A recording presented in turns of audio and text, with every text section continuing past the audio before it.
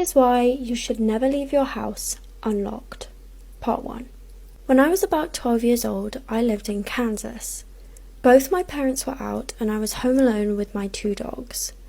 I was sitting in my bedroom playing on my computer when I heard the very distinct sound of the front door open and close, like someone had just come in.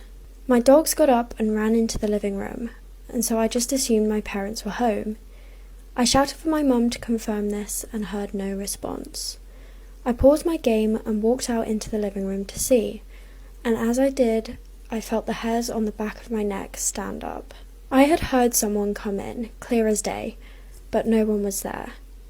I wasn't wearing headphones and I'd had the computer volume turned down, so I knew it couldn't have been the game. I tried calling my parents, but neither of them picked up, so for the first time in my life, I called the police. This is why you should never leave your house unlocked. Part 2. I explained the situation to the 911 operator, and she told me that police were on their way. I stood there rooted to the spot, and not long after my parents got home. The police arrived shortly after, and told us that thieves usually wait until homeowners leave, check the door, and if it's unlocked, they go in and take valuables. They checked the house, but found no one. They said whoever it was probably left when they heard that someone was home. They told us to make sure that we lock the doors, but not to worry too much.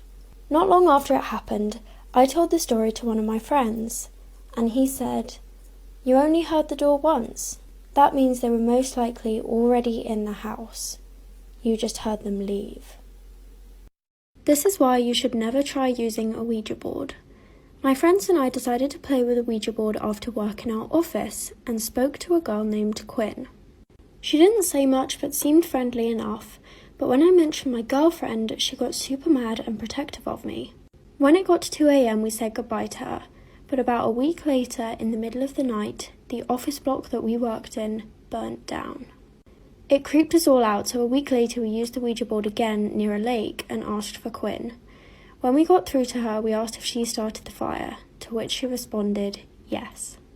About 2 weeks later, I was driving to my girlfriend's house with the board in the back of the truck. I didn't know it at the time, but my girlfriend was in fact cheating on me. But I guess Quinn knew because I lost control of the truck and flipped it upside down. When the cops arrived to make sure I was okay, they reminded me what road I was on. Route 666, Virginia. You guys asked for it, here's another story time. One night, a woman was driving home late at night from dinner with some of her friends. As she was driving, she noticed a pair of headlights in her rearview mirror approaching the car. As this car pulled up behind her, she glanced and saw the driver switch the turn signal on as if it was about to pass, before suddenly swerving back behind her and pulling up dangerously close to her, flashing its lights. The frightened woman struggled to keep her eyes on the road and finally turned onto the exit. Through every stoplight and turn, the car followed her, still flashing its lights until she pulled into her driveway. She figured her only hope was to make a dash into the house and call the police, but as she jumped out of the car, so did the driver of the car behind her, and he screamed, "Lock the doors and call 911. When the police arrived, it was revealed that as the man in the car had pulled up behind her, his headlights illuminated the car and he saw a silhouette of a man in the back seat reaching to grab the woman. Story time. When I was a child, my family and I moved into a big old 2-story house. Both my parents worked, so I was often home alone when I came home from school.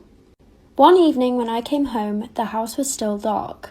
I called out for my mum just in case she was home and heard her sing-song voice reply from upstairs. I called her again as I climbed the stairs to see which room she was in and again heard the same response. We were decorating the house at the time and I didn't quite know my way around the maze of rooms yet, but I knew she was in one of the far ones right down the hall. Just as I reached for the handle of the door to let myself in the room, I heard the front door downstairs open and my mother call out for me.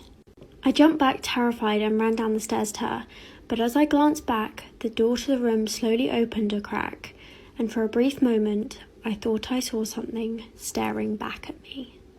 Was this a case of badly behaved children or something else? One morning, I was with my mum in the bathroom of our house while she was getting ready. She was acting a little distant, so I asked her if everything was okay, and she told me about something that had happened the night before. At about 2 a.m, she had been woken up by a strange noise, so she got up and went to see where it was coming from. It seemed to be coming from the bathroom, and as she walked in, she saw a hairdryer plugged in and turned on in the middle of the floor. She thought it was strange, but that it was probably just one of the kids, and went back to bed. About an hour later, she was woken up again by the same sound, but this time when she went to check, it was coming from downstairs. Once again, the hairdryer was in the middle of the floor, but this time in the downstairs bathroom.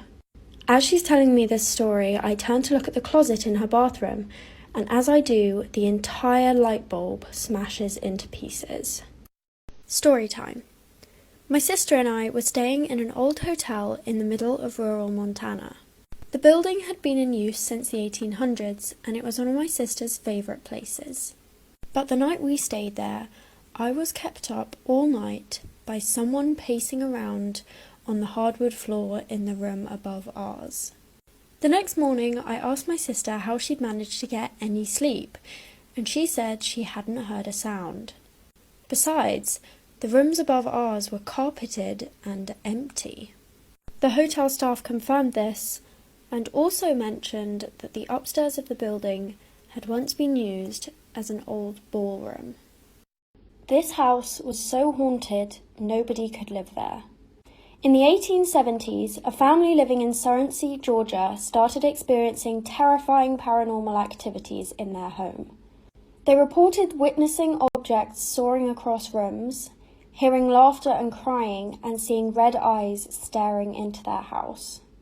Food was thrown from their plates, and the utensils were twisted into unusable shapes. The townspeople speculated that these occurrences were cries for help from spirits who thought the family would be able to save them. On the day the family decided to finally leave the house, a fire iron allegedly floated up and started beating one of the sons in the head. No one was ever brave enough to live in the house again, and the building went up in flames in 1925. Story time. One evening, my wife and I had picked up our daughter from her friend Sally's birthday party. We brought her home and put her into bed. But later that night, after I'd gone to bed, I heard her come into our room. She came up to the edge of the bed and started pulling up my shirt sleeve. "Guess how old I'm going to be next month?" she said. "I don't know. How old?" I replied, still half asleep. She smiled at me and held up 4 fingers. My wife and I have been up with her for almost 8 hours, pleading with her, but she still refuses to tell us where she got them. Story time. My boyfriend and I bought a very old house. He was in charge of bringing in all the furniture and doing the heavy lifting, while I was on wallpaper removal duty. The previous owner had papered every wall and ceiling. Removing it took ages, but was oddly satisfying, kind of like peeling skin when you get sunburnt. I started peeling the paper away and discovered that under a corner section of paper in every room was a person's name and a date. Curiosity got the better of me, and one night I googled the names. I discovered that the person was actually a missing person, and the missing date matched the date under the wallpaper. We immediately notified the police, and they sent out a crime scene team. After looking around a bit, they came up to me and said, "Where's the wallpaper you removed from the walls?" Turns out, it wasn't wallpaper. I'm done. Story time. When I was younger, I kept having the same repeating dream about an alleyway in the town where I live. It didn't exist in real life, but I kept getting really freaked out about it.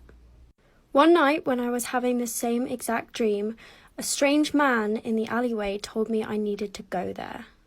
After a lot of persuading, the next day, me, my mum and my dad went into the city centre about 40 minutes away from us to try to find the alley. As we walked to the place in my dream, we noticed an alleyway going off the main path that we'd never noticed before. And down that alleyway, I saw the same creepy man that was in my dream. I still haven't told anyone about it because I know they wouldn't believe me, but I think about it every day. Story time.